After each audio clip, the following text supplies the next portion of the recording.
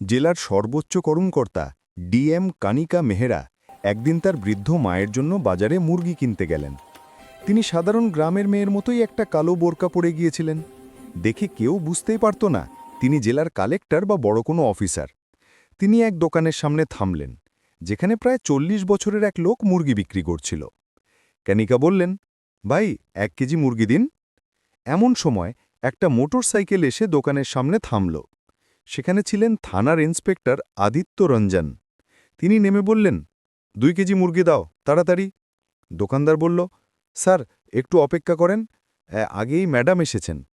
এই কথা শুনেই ইন্সপেক্টর রেগে গিয়ে চিৎকার করে উঠল, কি বললি, আমাকে অপেক্ষা করবি?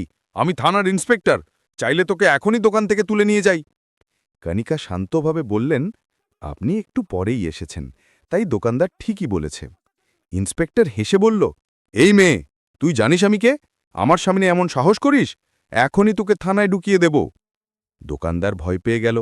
সে তাড়াতাড়ি ইন্সপেক্টরের জন্য মুরগি মেপে দিল। ইন্সপেক্টর মুরগি নিয়ে চলে যেতে লাগল। দোকানদার বলল, স্যার টাকাটা দিন, ৪০০ টাকা হয়েছে। ইন্সপেক্টর গর্জে উঠল, আমি ইন্সপেক্টর, আমার কাছ থেকে টাকা নেবি? বিনা টাকায় দিবি, বুঝছিস? এই বলে সে চলে গেল। কনিকা দোকানদারকে জিজ্ঞেস করলেন, ও কি সবসময় এমন করে? দোকানদার দীর্ঘশ্বাস ফেলে বলল, হ্যাঁ ম্যাডাম, প্রায়ই আসে, টাকা দেয় না, উল্টা ভয় দেখায়। কনিকা বললেন, কাল যখন সে আসবে আমি এখানেই থাকব, এবার তাকে শিক্ষা দিতে হবে। দোকানদার ভয় পেয়ে বলল, না ম্যাডাম, সে অনেক ক্ষমতাবান, আপনাকে বিপদে ফেলবে। কনিকা মুচকি হেসে বললেন, আমি সাধারণ মানুষ নই, আমি ডিএম কনিকা মেহরা, এখন ভয় পেও না। তিনি দোকানদারকে ৬০০ টাকা দিয়ে বললেন, এই নাও, তোমারও তার দুজনের মুরগির দাম একসাথে, তোমার ক্ষতি হবে না। পরদিন সকালে কনিকা বাজারে এসে দোকানে একটা লুকানো ক্যামেরা বসিয়ে দিলেন। কিছুক্ষণ পর ইন্সপেক্টর আবার এলো। সে দোকানদারকে বলল, আমার মুরগিটা তৈরি রেখেছিস তো? কনিকাকে দেখে সে হেসে বলল, আরে তুই আবার এসেছিস, এই দোকানদার কি তোর বাপ? কনিকা দৃঢ়ভাবে বললেন, তিনি আমার ভাইয়ের মতো, আপনি সীমা ছাড়াচ্ছেন। দোকানদার মুরগি দিল, বলল, স্যার টাকা। ইন্সপেক্টর রেগে গিয়ে চিৎকার করল, আবার টাকা, তোরা কিছুই শিখিস না। এই বলে সে দোকানদারকে এক চড় মারল। কনিকা এবার এগিয়ে এসে বললেন, ইন্সপেক্টর সাহেব, আপনি আইন ভাঙছেন, এটা অন্যায়। ইন্সপেক্টর রেগে গিয়ে বলল, তুই আমায় শেখাবি আইন? এবং তাকেও এক চড় মারল। কনিকার চোখে আগুন জ্বলে উঠল।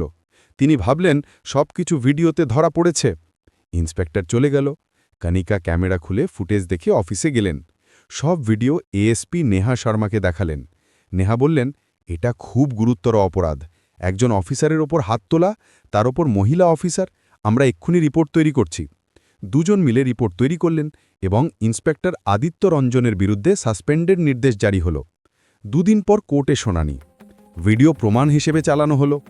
সবাই দেখল কিভাবে ইন্সপেক্টর দুর্ব্যবহার করেছিল। জজ বললেন, আইন সবার জন্য সমান, যিনি আইন রক্ষা করবেন তিনি আইন ভাঙতে পারেন না। রায় ঘোষণা হল, ইন্সপেক্টর আদিত্য রঞ্জনকে চাকরি থেকে বরখাস্ত করা হলো এবং ৩ বছরের কারাদণ্ড দেওয়া হলো। কোর্টরুমে সবাই হাততালি দিল। দোকানদারের চোখে পানি, কনিকার চোখে গর্বের হাসি। বাইরে সাংবাদিকরা জিজ্ঞেস করল, ম্যাডাম, এখন আপনি কি বলবেন?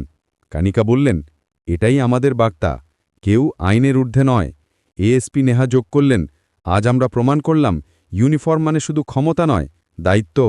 সেই দিন থেকে পুরো শহর বলল, ডিএম কনিকা মেহরা ন্যায় বিচারের প্রতীক। ভিডিওটা ভালো লাগলে একটা লাইক ও কমেন্ট দিতে ভুলবেন না। আর এমন আরও দারুণ গল্পের ভিডিও দেখতে আমাদের চ্যানেলটা সাবস্ক্রাইব করুন।